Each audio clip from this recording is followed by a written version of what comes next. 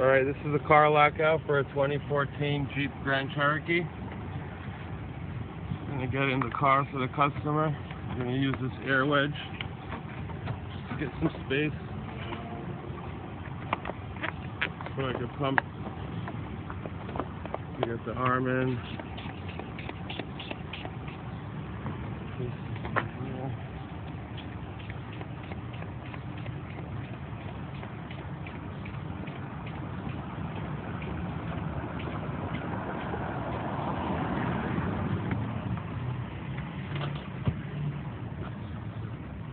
We're going to stick in the arm and go for the handle. As soon as you pull the handle, it will unlock the door. There we go. The door is unlocked.